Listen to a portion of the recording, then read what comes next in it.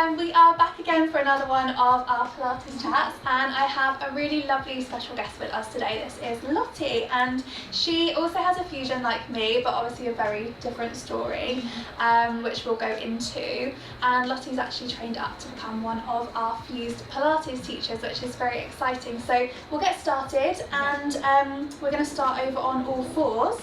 And I can ask you about your back. So all we're going to start with is just literally tipping your chest down to the floor. You can let your pelvis tip forwards as well if you want, and then we'll come all the way up. So just warming through your spine. So what is the story with your back, Lottie? So I have got congenital scoliosis, which means I was born with it. So luckily found that out when I was quite young, so my parents knew that at some point I was most likely going to need to have the fusion. I basically had a backwards S-shape curve in the top of my spine and also in my lumbar spine. So the fusion that I've got is actually at the top in T2 to T5, so in my thoracic spine, and I'm still scolly in my lumbar, L2 to L4, so I'm a little bit of a hybrid of scolly and fusion. So yeah, and I had that fusion done actually when I was 7, so over 20 years ago now, which is just crazy. But yeah, so I've been living with that. I do have a bit of a baby fusion because it's obviously smaller, so do have a little bit more range of movement in my lumbar and stuff. But yeah, and obviously since then I done Pilates starting when I was 7 years old. So to help with sort of the rehab with the fusion.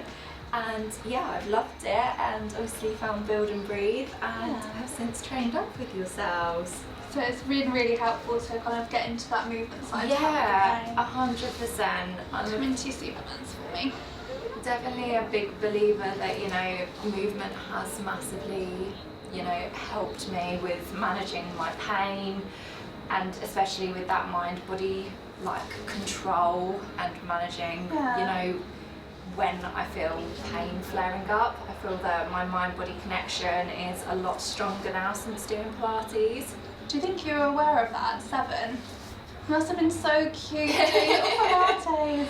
I love doing Pilates, and to be fair, I think all the breathing techniques and things like that I learned when I was younger did help with sort of any pain. I was quite lucky I didn't get too much pain, to be honest, until I sort of was in a desk job, office-based role, and when I was sort of 25 was when I had a real big pain flare-up. And that was, to be honest, a lot of my Pilates techniques that I'd previously learned did come in really handy during that. Well, you must have been a pro by then. That's like 12 years of practicing. It's something I've always enjoyed doing, and you know, has always really helped me. But I think since joining Build and Breathe, and obviously then training, you know, as an adult, learning about like the techniques for pain management is different to when you're like a 7-year-old. So yeah, I think definitely that mind-body connection that we do a lot in Build and Breathe has really helped. Oh good. Finish that last one for me. We're going to come into a little challenge. We're going to do some press ups. So where we've at the moment got hands under shoulders, if we walk them forwards just a step, and then bring your chest over your wrists, nice. And then we're just going to bend your little elbows, come down and push up. Good. If you need a break at any point, you can come and sit back onto your heels. Amazing. We'll see how you go. Well done. So what was it like for you? Like, obviously that surgery was so young. I can't even imagine going through it at that age. Like, did it impact you when you were going through school? Did you feel different at all? I was in junior school at the time, and to be honest, I was quite lucky that a lot of my friends were really supportive when I came back. I think the biggest thing, which a lot of people probably have gone through, is that afterwards, so I had the Harrington rod style surgery at the time, as it was a little while ago now. To be honest, I came out of surgery and was in a plaster cast brace. Intense. That was probably the hardest part, was even at 7 your mind is instantly on body image. Right, that is young. Same position. Taps. Luckily for me though, I think I had really supportive family and friends, Good. and it didn't really, you know, I didn't have too much of a negative impact from wearing that brace and then going on to sort of a plaster cast and then a plastic one. How long did you have to wear that for? It was quite a long time. I think it was overall in total sort of 6 odd months. Ouch. So Right. yeah, it was quite a long time. But was that just to promote the healing? Like, I guess it's when you're moving around a bit I think more. also because your bones are still quite squishy and stuff at that, Yeah. at that age. So to sort of make sure that, you know, it was all, Yeah. you know, correct and healing and solidifying correctly. So yeah, it was definitely a challenge, but definitely, you know, something that has made me a better person, I think, for it. Oh, good. Go on, last one with each arm. Yeah. I think that's really hard to be conscious of your body.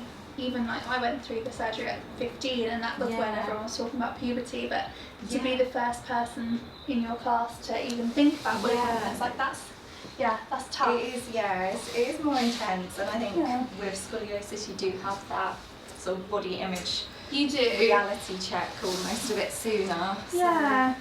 Come on this side for me. We'll do knees in line with your bottom, feet in line with your knees, and we're just going to lift. Oh, I clicked. And lower. Did you hear that? That was very satisfying. Gosh, so is that something you still would think about now with your body image, with your scoliosis? I think now I'm in a really good place with it, to be honest. I've always been really proud of my scars and have always been very confident in, you know, if I was wearing a bikini on holiday, you know, I wouldn't feel the need to hide them.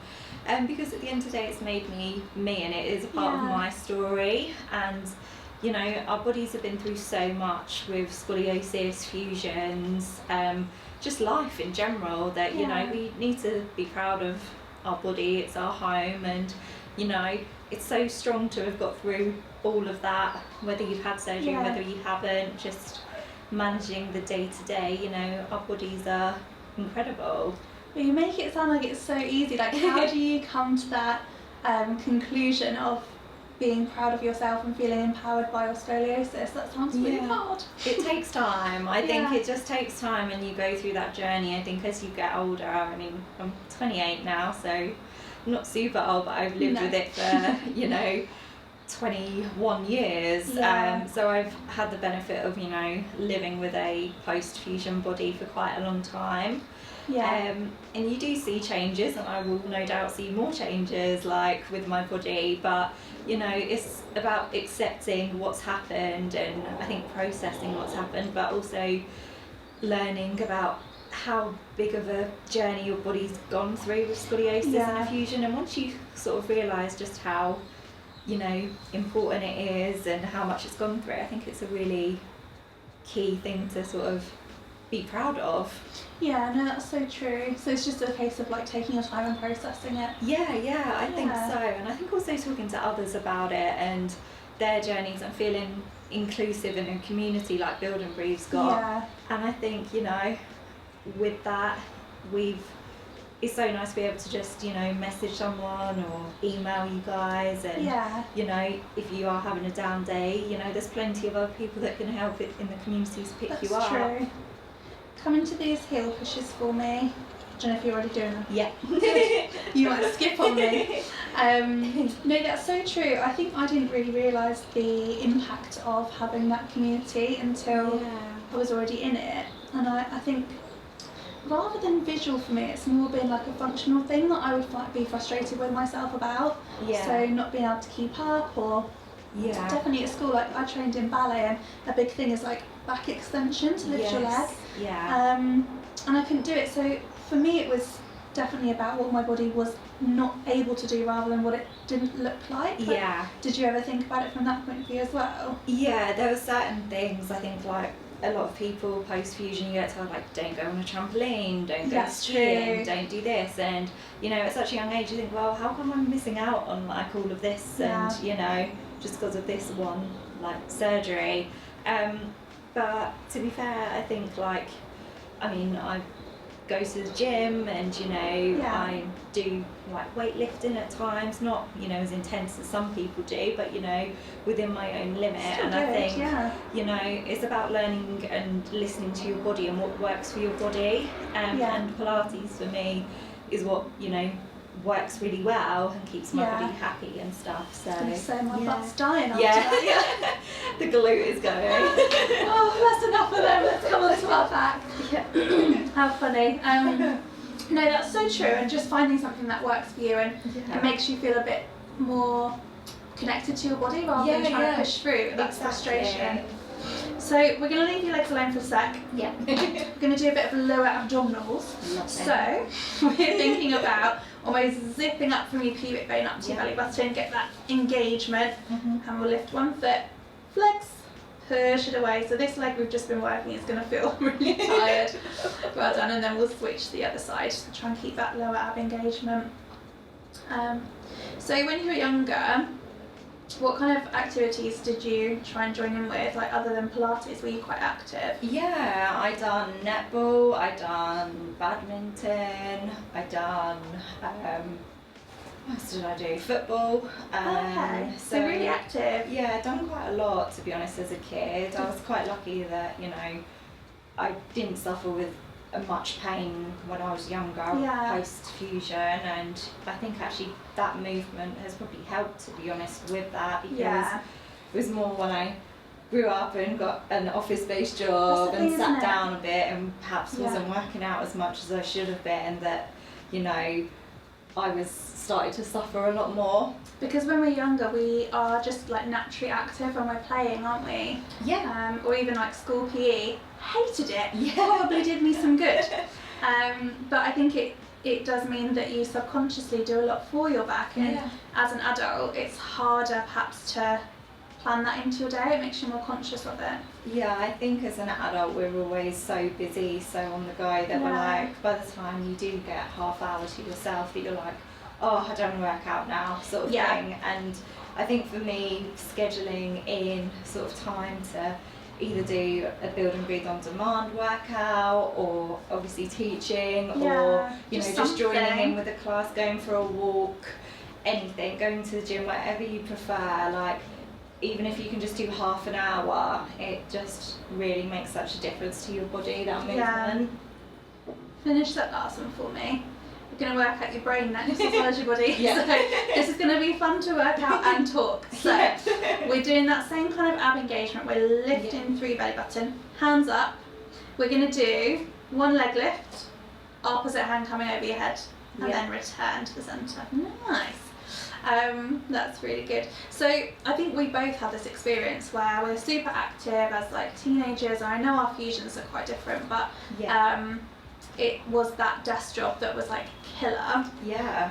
How did you come to the realisation that it wasn't something that you'd done wrong, or it wasn't something was broken, it was just that you needed to look after yourself a bit better? Because I think that's something that a lot of people get really frustrated with and think, my back's awful and I'm going to be stuck in pain for the rest of my life. And actually, I won't call it simple, but there is a solution that we can work on. Yeah, I think for me, I'd gone through sort of going to like a pain consultant, I'd gone to physio, which I still go to, just to, make sure everything's okay. But for me, it was more after all of that sort of being like, it's just, you're sort of sitting down a lot more nowadays, and to be honest, I think just taking that pressure off yourself that you have got a condition with your back, and that's not your fault,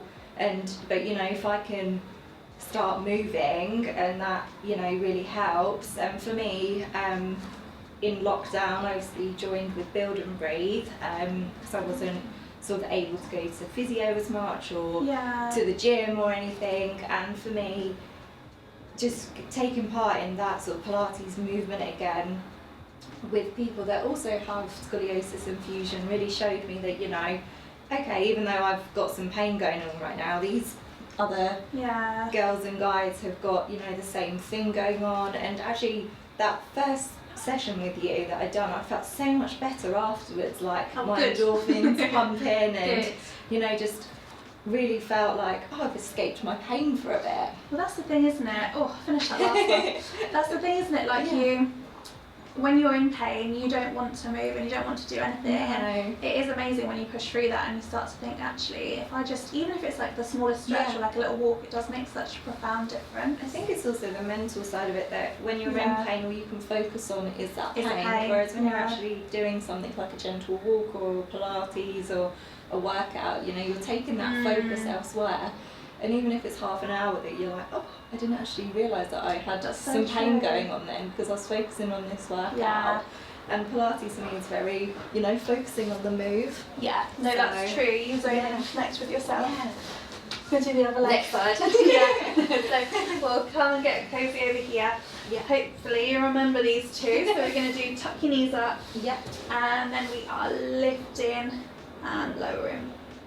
Well, I think, like you said, where you've been to the physio and you've been to see all these different people, like it does take almost like trial and error of seeing all of these people, and they're like, oh, I'll try this little thing, and you try it, and then 2 days later you're back to where you were. Yeah. And it does just take that time where I feel like I don't know if you did, like a light bulb moment where I was like, I'm just going to have to do this myself, aren't I? Yeah, I think you go through speaking to different people and trying different things, like you say, and I even went for like another MRI scan, and it was like, well, you know, actually like everything's looking fine, like your spine's looking healthy. And even though it was incredibly frustrating to be like, okay, well, I don't know what's causing this pain really, except obviously it's most likely to do with my scoliosis and it's a pain flare up. But like you say, you then want to take it into your own hands to make yourself feel better, because I think you reach a point of being like, right, you know, I don't want to be living with pain like this every day. So yeah, it's time to, you know, take action and do it yourself, do it for yourself. You deserve to, you know, not be in pain all the time, you know. Oh, I love that. You owe it to yourself to, you know, not be in pain all the time, and actually, you know, respect and look after your body how it needs to be. Yeah, and that theme of respecting your body is hard when you feel like your body's working against you. I think that's where movement comes in so handy, isn't it? That you start to connect and you start to understand, like you said earlier, what your body can do and how it is working to support you. That's really important.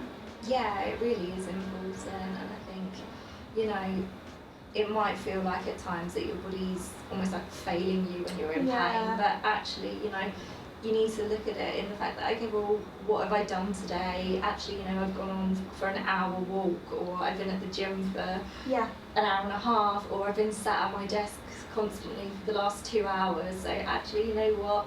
It's not your body that's, you know, failing you. Actually, you just need to give yourself some time to like schedule in some movement, and it will probably make a world of difference. Yeah. Oh, finish that last one. Well done. Oh dear. And also, like, pain can be, we'll come into your heel slides, pain can be like a really good warning sign. Like you say, we feel frustrated, we're like, oh, our body didn't support us today, or I'm feeling really weak. Actually, it's where you've done such a busy day, you've been running around. For me, it's like shopping trips that kills me. And then I feel frustrated, I'm like, oh, I couldn't join in, but actually it's your body saying, that was quite a lot. Should we have a little sit down, have a little snack? And you're like, yeah, all right then. Yeah. But it takes time to learn to see that as a positive, doesn't it? Yeah, definitely. And I think it's learning to listen to your body, which does take time. And, you know, I think we all push ourselves to the absolute max at times. And, you know, even just being tired or burnt out from work, that can have an effect on your body. That's true, like stress, like the emotional side linking to the physical. Yeah, exactly. Like it, for me, like when I'm stressed, my whole body, you know, starts to tense up more. And, you know, it has quite a negative effect. And for me, I'm like, right, you know what? I need to just get up, move, do a workout, go for a walk, whatever it might be, just to, you know, help. Yeah, exactly. Well, let's that was spicy. Let's go and have a sit up. Finish yourself up nice and careful. Well done. Oh, good though. That was good, yeah. I feel like Kim K. I know. Come and sit somewhere comfy, and we'll just do some nice side bends. Yeah. In fact, I might put myself on my knees. Yeah. So we'll just do hand by your side. Yeah. Thanks. And we'll have to coordinate here, and then switch to the other side. So you've probably lived with your fusion about as long as anybody I've met, because most of us had it when we were 15. If you could give like one bit of wisdom from your childhood, or I don't know, somebody who's about to go through the same thing at 7, like what would you say? That's a big question, sorry. I think for me it's just to, you know, especially at such a young age, appreciate what like your parents are going through as well. But for yourself, I think, you know, you just need to just trust in your body, really, that, you know, and trust that it's, you know, it's gonna get you through it. And, you know, especially when you're younger, whether you're 7, whether you're 17, whether you're 27, you know, the body's an amazing thing, and it will adapt, and, you know, it will always try to work with you where possible. And I think for me, just trust in your body, and, you know, make sure that you are giving yourself time to heal. As much as you want to go straight back into normality, which was like I wanted to do, and that is a really great drive to, you know, get over and to, you know, get through it. For me, you need to also, it's that balancing act of, you know, I want to drive to get back to normality, but equally I need to listen to my body and give it time. And I think also for me, like now with such amazing community, and with like Build and Breathe and the resources like that we've got now, that, you know, just speak to people that have gone through it, and learn from others. and what their top tips are. Like for me, it was just, I think if I'd had someone that I could speak to say like, oh, actually my top tips would be like, bring a pillow that's really comfy, or like for me it's different nowadays, but for Harrington rods you have to lay down for like 2 weeks after and put your hair in plaits or something. Yes, that's a really good tip. That's honestly, because your hair will get so knotted from laying down, and also if you don't want to, you know, it's not going to be easy to like, you know, get your hair done or things, so get someone who can help with stuff like that and things like. I think mine was in a top knot for the whole week. So mine got really knotted, like so bad. I had to get so much like detangler, and it was just a nightmare. So definitely plait your hair. I like that. There's the real top tip. That's the real top tip. Like, trust in your body. Talk to people. Plait your hair. And plait your hair. Let's finish with some nice deep breaths. So we'll do a big shrug, and then relax. And again, big shrug. Last one. Shrug and you can shit it out. How are you feeling after that? That was so good. Thank you. I'll definitely move them out. Sorry. It was so much fun. Thank you. Lovely little spicy really, workout. It's good. It's nice to learn about your story as well, and just I think it's really interesting that even though we had surgery in such different ways, and even our scoliosis was like very different, you were obviously born with it, but still the experience afterwards is very similar. It's still very similar. I think the journey that you go through is always going to be a bit different, but the end road is generally quite similar for people who have gone through it. So I think like what we were saying with, like, if you're about to have surgery, try and speak to as many people as you can as well, just because everyone's journey is different and yours will be different as well. But it's nice to just hear people's different top tips and stories, and you know, just to feel inclusive. Yeah, and to hear that even though we've had these very different journeys, actually the thing that's helped both of us is trusting ourselves and actually looking after ourselves a little bit better. Yeah, I think 100%. Trust your body, what it does for you, listen to your body, and, you know, look after it. And movement does really help with that, whether it's some quick 5-minute desk stretches or something, or if it's like a little shimmy. Or if it's going for a walk for like half an hour, and just not only for like your physical health but for your mental health. And that, I think scoliosis and fusion, it does have an impact on that. Massively. And you know, the two link in really close together, so I think the movement benefits both areas for that. No, that's so true. We're obviously biased, but it's the best thing. It is 100% the best thing. Oh dear. Aww. Alright, well Thank you so much for joining us. And I hope you guys are able to join in as well. And yes, we'll see you soon. Yeah, see you soon.